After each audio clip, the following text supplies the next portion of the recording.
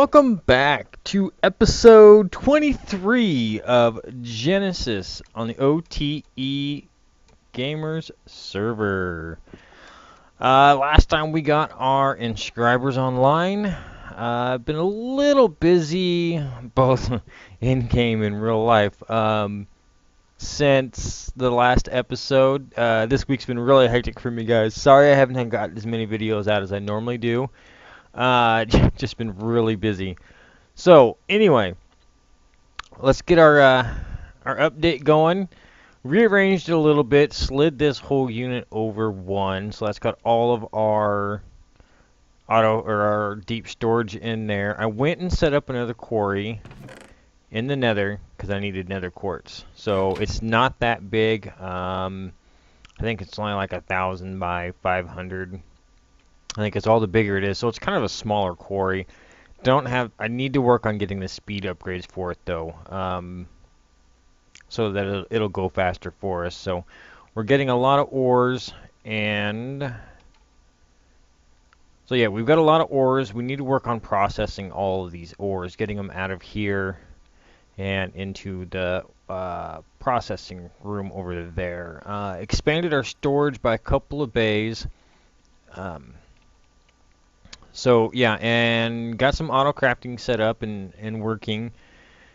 Kind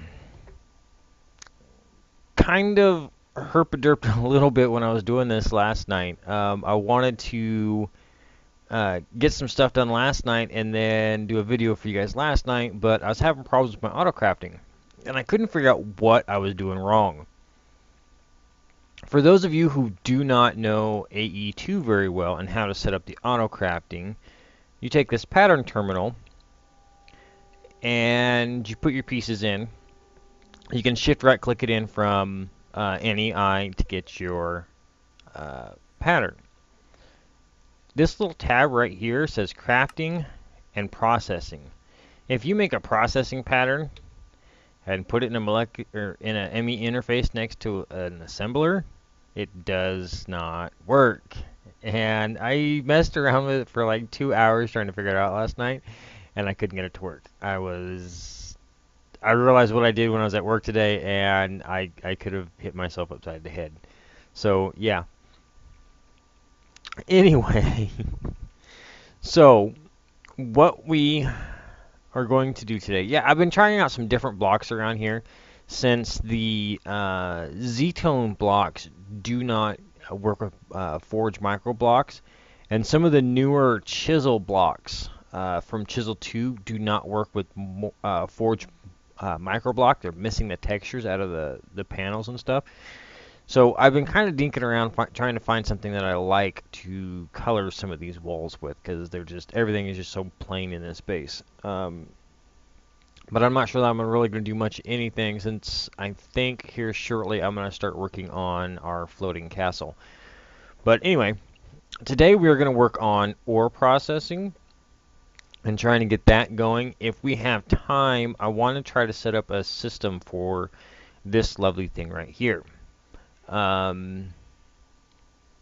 Basically what I want to do is I want to try to be able to auto-craft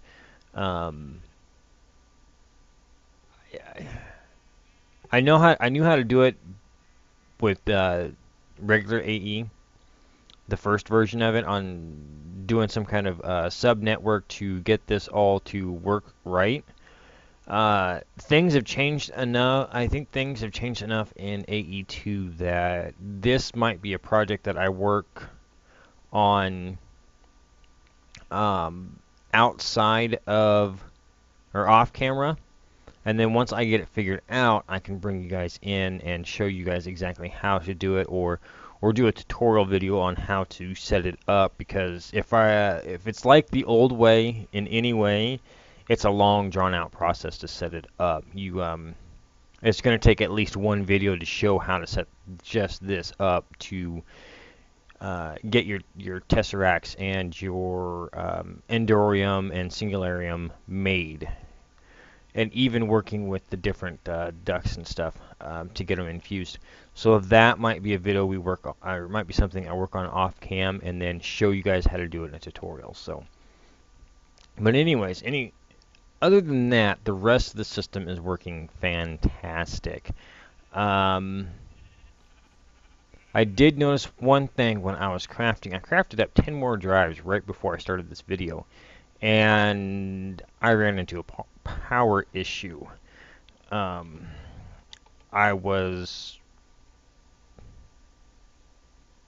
don't have an energy acceptor. I wonder where that went to. It might be in this chest. Is this chest still out here? Yes, it is. So I need to get more power going into my base. And I think what I'm going to do is I'm just going to stick that there, and that should be pumping power out to that while still powering our pulverizer there. Okay. So we shouldn't have as much of a problem anymore. I need to upgrade this block also. Yeah, since I added a bunch of that other stuff in, all these molecular processors in, and all the interfaces, I've increased my power usage a lot. So I need to, and it looks like it's going up now, so that's good. That's better. So hopefully when we do some of this auto crafting, it's not gonna hurt us. So, all right. First off, what I've done is I've pretty much gone through and upgraded 2 of these machines, and I'll be replacing them as I go along. And what I want to do is I want to set up the system like we did there, and I want to make it nice and clean. I'm probably going to push them back against the wall and run our machines that way. So yeah, it shouldn't be an issue. Yeah, I think it's going to look a lot cleaner if I push everything back towards the wall and set them up that way. So let me get some of this. I think I cleaned out all of this stuff already. Let me get this stuff tore down and get a couple things set up, and I will be right back. Alright, we are back. So this is going to be our setup for our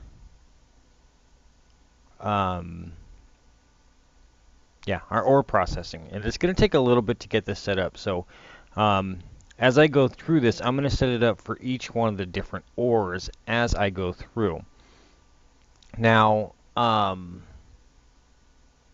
so the list will grow. I'm going to start with 1, and then as I process all that, I'm going to increase it. Now, the reason I don't throw them all in at one time is it's going to clog this system. With these resonant pulverizer, it processes a lot faster. Not to mention, you can add in. Give that back. I don't know.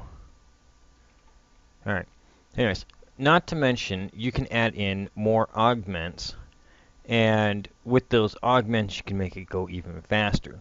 So what I plan on doing is running a setup here that's going to be fairly quick, but I don't want to make the system overlap, or not overlap, but clog up. And I'm thinking about, it's something I might try, is taking an ME drive and some storage and seeing if putting them here, or putting a drive in and storing all my ores in that drive, or just even an ME chest. I've got one available over there to test with, but I'm not sure yet. That's going to require a little more looking at to see how it interacts with Steve's Factory Manager. But for right now, what we're going to do is we're going to put all of our furnaces down. And what we're going to do is do a simple test. There and there. Alright. And then we're going to have a secondary output there. So what we want to do for our configs is our input is going to be coming from the left. Our main output is going to the right, and our secondary output is going to be going up. Okay, so essentially what should happen is it put something in this chest, it'll process it, kick secondary up, but kick the main stuff out to the furnace. So from the furnace, we want our input on this side and our output up top.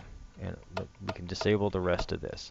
Now, the one thing to notice or to remember when we're using these interfaces is if one of these sides is not configured right, like it's blank, your item ducts or whatever have you will not connect to it. So like this pulverizer, the way I've got it set up downstairs is it's got an item duct that kicks out and goes up. Just a simple little system there.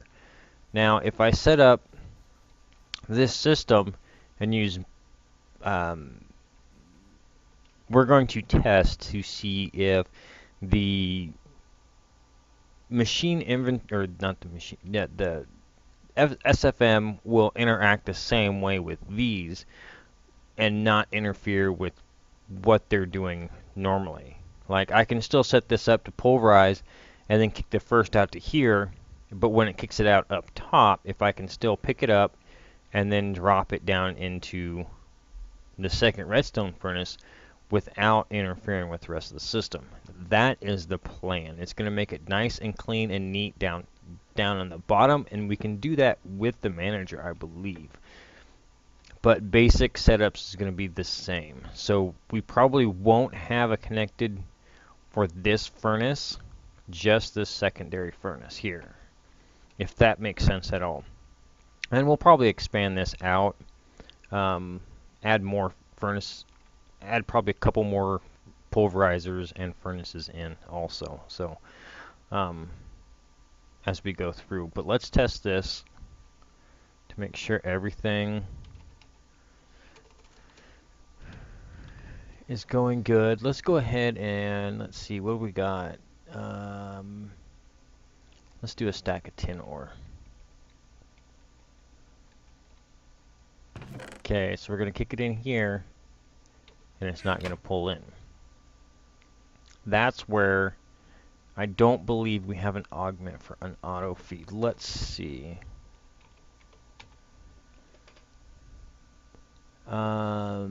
Accelerator, catalyst, pyroclastic. Those are all the basic.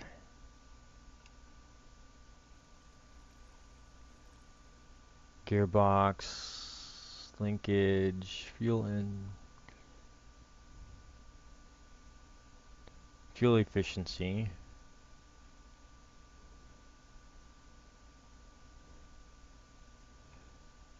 So yeah, these are just different. I've got to read up on these. I'm not quite sure what all of these do. But yeah, that's one thing we've got to work with this system is that it doesn't auto feed in. So let's go ahead and get our stuff set up here. Down, thank you. Alright, so there's our bottom, so we're going to come down 2 and put our interface. And then I want to come over. I really like it how it does that sometimes. And actually, we do need to connect that, because we're going to be pulling out of there with the manager. Alright, so we're going to put a manager not there. We're going to put a manager under, put these managers underneath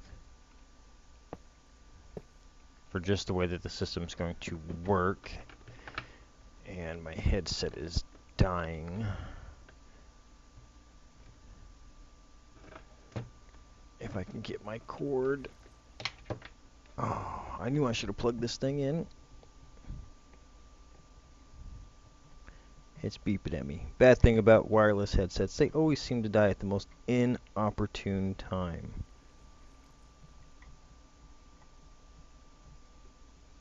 Alright, give me 1 second, guys. Let me get this plugged in and I'll be right back. Alright, now we're good. Okay, so we got all that set up. We need to get our chests.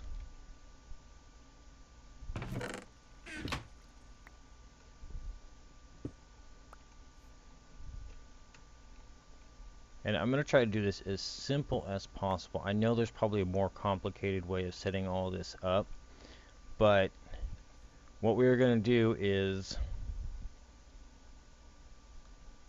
okay, this is going to be our input chest.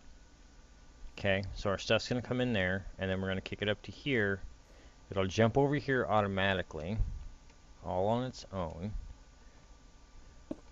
Okay, I've got to get an inventory cable up there. Actually, we can put our secondary out back. Okay. Our main... Ooh. Nope, I still got to get an inventory cable up top. And I'm probably going to refine this. This is just kind of on the fly looking to see how this works. Really, man? Come on.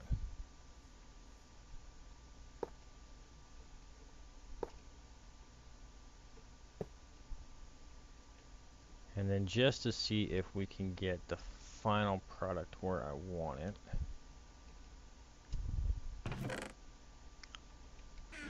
I need to clean out that chest from the Scribers video.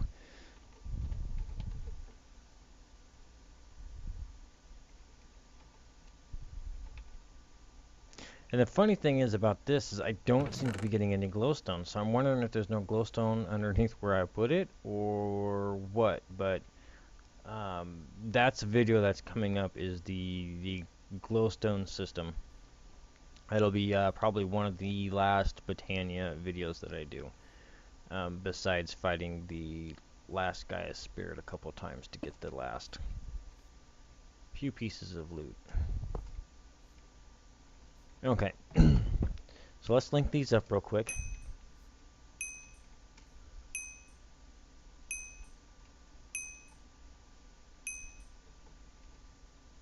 Okay, and everything should have power. And let's go ahead and change this config to the back is the output. And this one,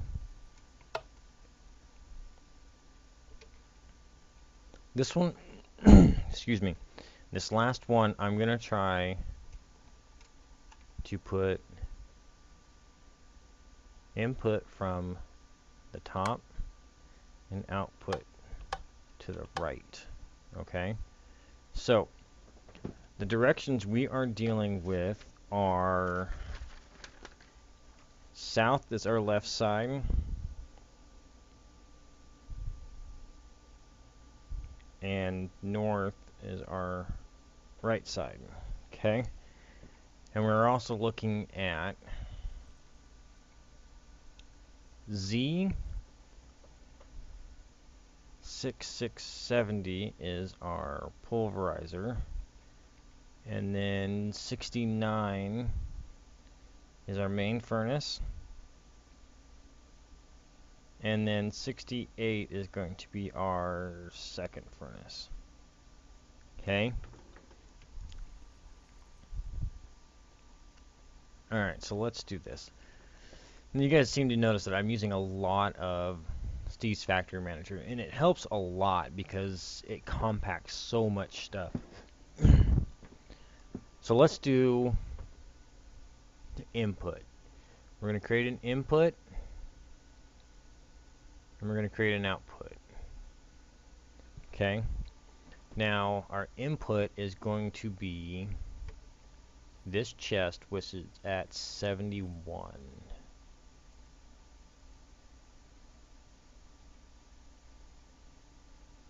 Okay, that's the one we want. That's 71. Target doesn't matter. Items is going to be an empty blacklist because we're going to pull everything out from there.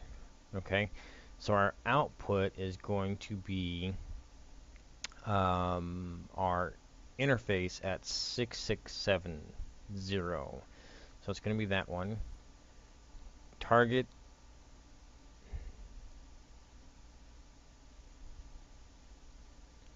Let's go ahead and put target on the south just to see how that works. Now, if we set this up,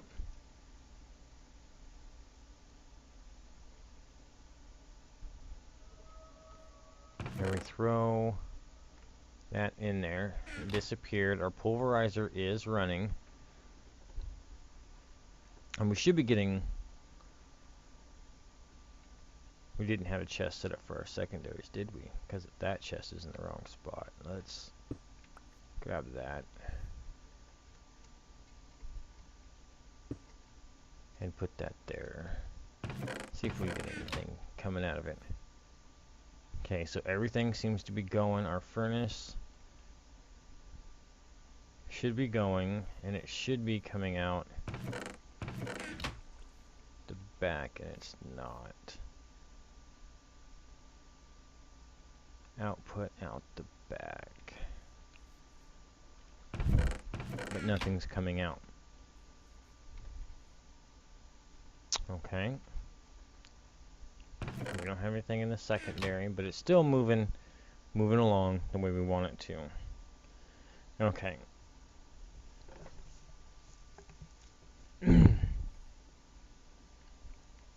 So, excuse me, sorry. Let me get a drink here.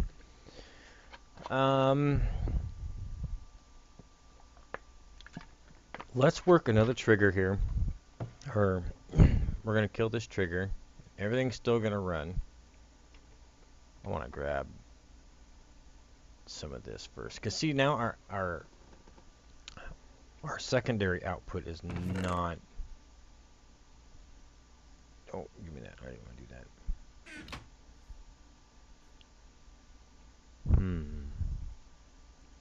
There's got to be a way to differentiate the two.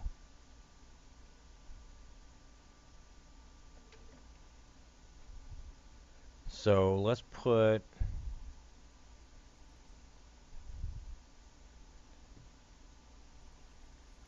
Let's do a flow control here.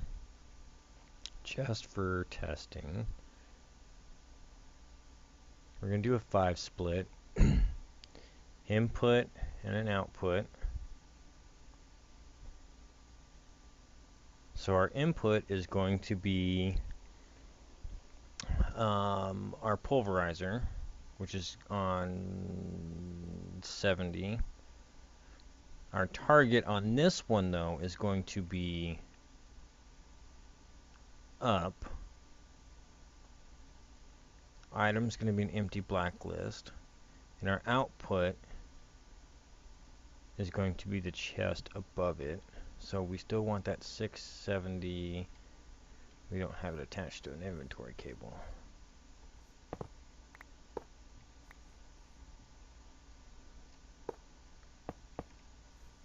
Alright, let's see if we can find it now. Output inventory is going to be at 670. Open blacklist, target doesn't matter. So if we hook this up, we get something in that chest. Nope, it's still sitting in there. Even though it's wanting to kick that out, it is still sitting in there. So, alright, here's what I'm going to do. I'm going to abandon this system. The Steve's Factory Manager. I'll probably look at it a little bit later, see if I can find some stuff on it online. But it's kind of looking like right now we're going to have to go with full-on just using pipes and item ducts to do this system because of the way things move around. So let me get some. Let me switch gears. Let me get some stuff round up and see if I. And we'll be right back. Alright, I am back. Alright, I want to show you one nifty little tool. Now, later on I'm gonna automate making all these different colors of cables. And yes, I know P2P tunneling would make all of this a lot more compact and use a lot less channels, but to be honest with you, we're not using that many channels, and I don't think we are going to be using that many channels. Um, I'm look at how many channels I've got open right now. I've got the side of that one, the side of that one, that one, that one, that one, that one, that one. You know, I've got two controllers right here that are not even being touched. I could probably take both of these off right now because I'm not using them, which I might actually do because it's going to save on power. Yes, these ME controllers eat a lot of power. Just so you guys are aware, they eat a lot of power. So if you make a big, ginormous ME controller, be prepared to put a lot of power into it. Anyways, this nifty little tool right here, it's called a color applicator. And if you put it in an ME chest, yes, I finally made an elevator, except I still got holes all over the place. Alright, so you put it in the ME chest in the storage slot, and then you can put all your different colors of dyes in there, okay? Real simple. And if you've got a wireless charger from Applied Energistics, it'll charge it, or you can put it into the charging stand, or even the energy infuser, I think maybe works too. I don't know, I haven't tested that one. But anyways, so you hold shift and use the scroll wheel, and it goes through all the different colors. Now, we are on the light blue channel at the moment, so let's find light blue. Oh, light blue. But then you just simply right click on it and it changes the color of the cable. So it's real simple, real easy to do,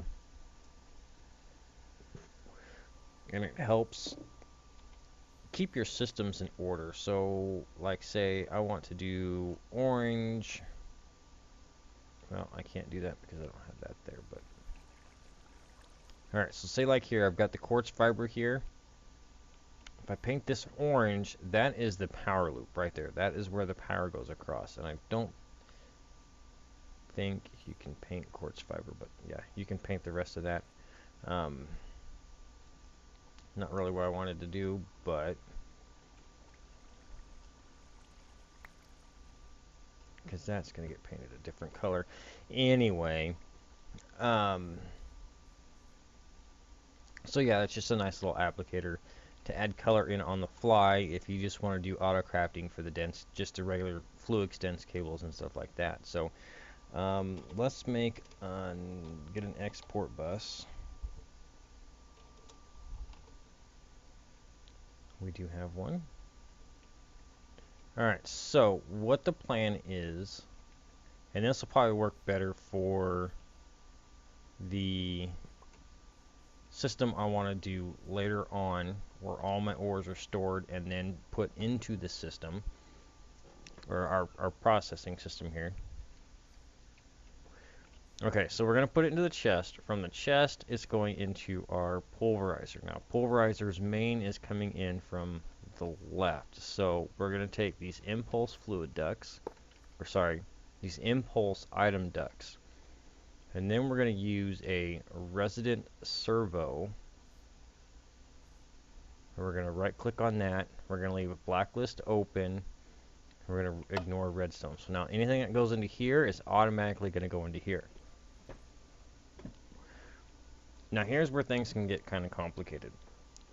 And something you have to set up as you're going along, unless you know everything and all the secondaries and everything else.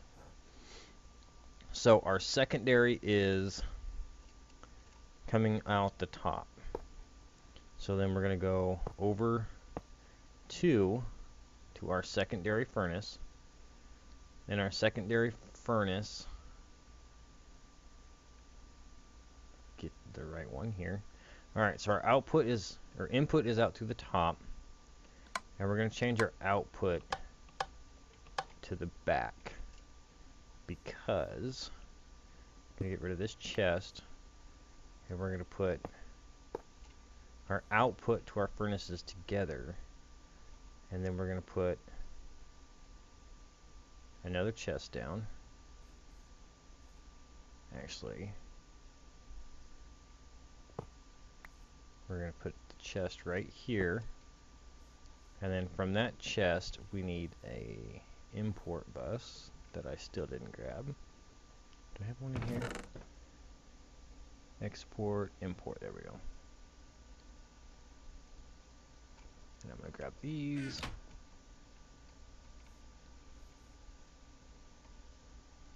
Now this is the part that is also going to take a little bit of work, because you're not going to be able to put all, even with two expansion cards in here, you're not going to be able to pull in everything. It's only got 9 different materials you can put on here. So this is the part where you're going to be importing everything in, unless, well, there's that fuzzy port. We'll try that. We'll try here in a minute here. Let's get this hooked up. Okay, and let's color code our light blue so we all stay on the same system. Okay, so now we are using 13 channels for our auto crafting and our processing right here. So we've got a lot more channels. We've got 20 more channels left. 21 more channels left. No. Sorry, 19 channels left on that wire alone. And I doubt we're going to use 19 channels for all of this. So, okay. So let's process our tin and see how it goes. Now this should be kicking it out.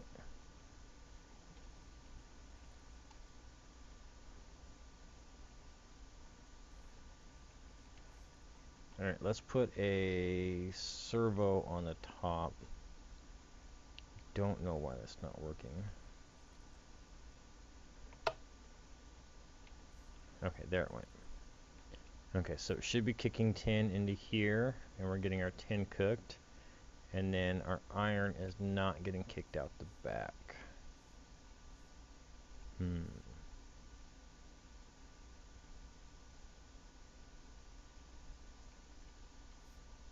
Let's see if we put a servo here.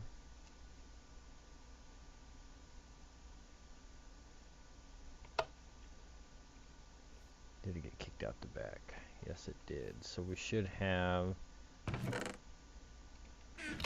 Oh, it's going into this in there already. And I don't quite want that. I want to make sure all of this. You know what? I messed up. The export bus is the one that you want. You're going to have to put several different ones around to export into the chest. So everything should be working. Are we done with that tin already? No. But it is kicking out, and it's going into here, and it's not coming out. Alright, so let's move this over. It must be the difference between these interfaces and the actual machine blocks that we have to put our servos in. And these resident servos are the fastest moving one. So now we should see, yep, we got a stack of tin in there now.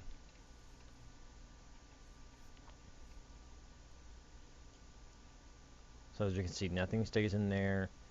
Nothing is staying in there. It's all getting kicked out into here. Alright, so now what we can do is we've got all these different sides to use. We've got, we're going to be able to use 4 of these sides. Or what we can do also is come back a few rows, and do this whole setup again. And that way we've got different ones going, so you can process multiple ores at one time, instead of like concentrating on just one. But once I get caught up on everything else, because if you look at, we got ores, we got plenty of ores. So we got a lot of different ores to use, or that needs to get processed out, and not all of them are going to get processed. I don't know about the salt, if I'll get the salt done or just leave it in big, or this Voxus ore. Some of that stuff just goes through a pulverizer, because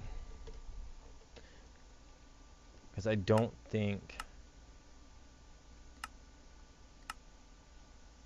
See, the macerator gets it crushed, and smelting turns it into.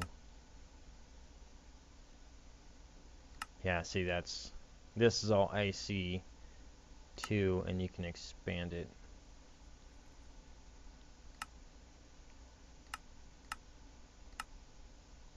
So yeah, you can either, yeah, you just smelt it again. So that stuff can go through. I don't know exactly what this is used for, other than making a block, crafting some gear. I guess you can use it to make buckets out of, shears. Maybe it's something same level as iron. Magma crucible, molten. Got an obsidian mining level. So I'm not quite sure. Make florb out of it. It makes a different tools out of it. Other than that, really don't see much use for that, other than a substitute iron in a couple spots, which could come in handy. I mean, I can save my iron for other stuff, but then again, we've got a lot of iron. So yeah, it looks like the tin is done. So what we're gonna do is we want to get a couple of these different ores. So let's go and get iron done, and I can't spell iron.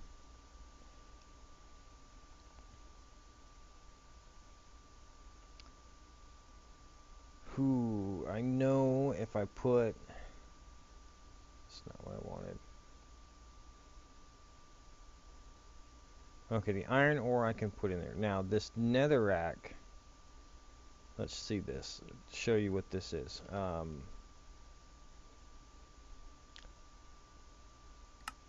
When you put it, I was thinking when you put it in the pulverizer, yeah, you get a 15% chance of netherrack. Now that netherrack can't be, or you smelt it, then you get the netherrack brick. And I don't know if we really want a whole bunch of netherrack brick.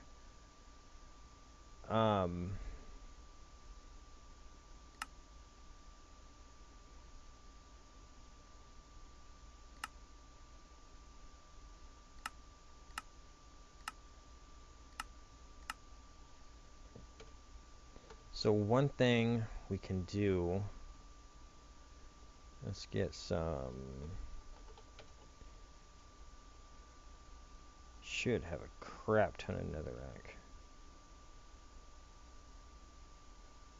Yeah. And I'm probably going to trash all this netherrack. Oh, I wanted that iron. We're going to take the iron and the pig iron, because I want the steel out of that.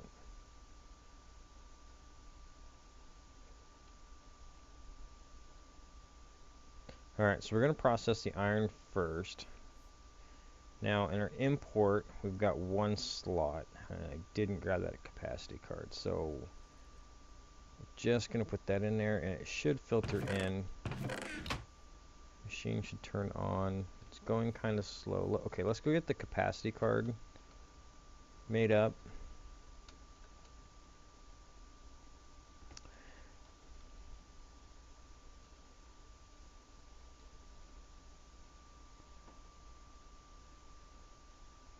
Okay, so let's see.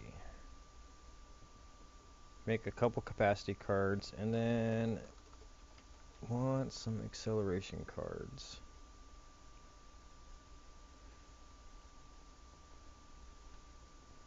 Okay, so let's hop down here.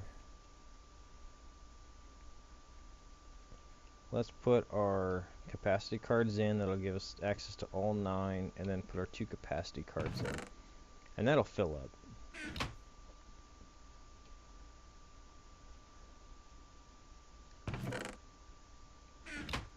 Alright, so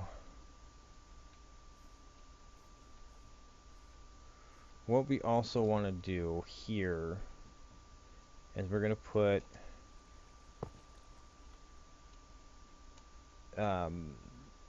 another one here, but we're going to put in a retriever.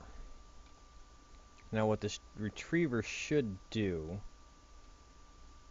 is if we put a whitelist on it and grab our netherrack, we should not get netherrack in here at all. Ignored. We got ferrous. Let's throw that ferrous in the furnace. You always want to make sure to test your system out. Make sure everything is running properly. So we got all that iron running through. All that. Did that fill up? It is going to fill up. Alright, so let's pull that out for now. We're going to put that in. And I want to test to make sure that this is going to work right.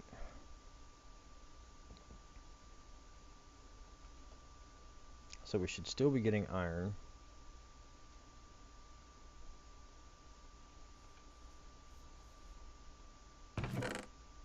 We'll watch, see if we get any netherrack.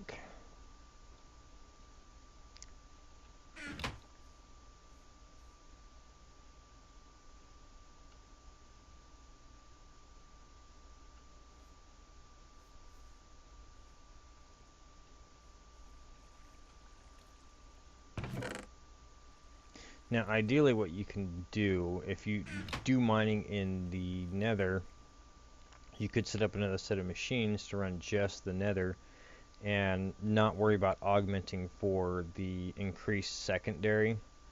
I know there's an augment you can put in to increase the secondary, I believe.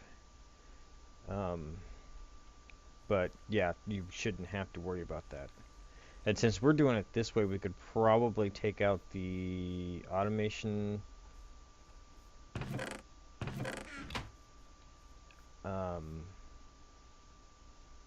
upgrade, so we don't have to worry about that either. So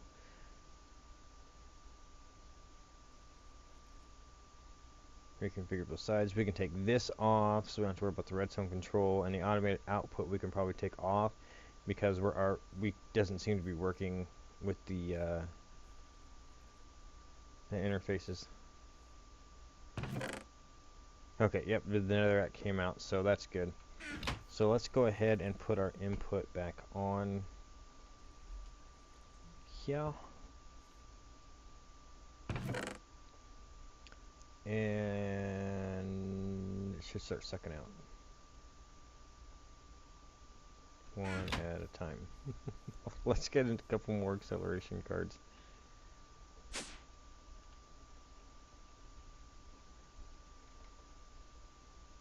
We got 3. We'll stick all 3 in there. Because I could pipe everything into one chest, even from the other lines.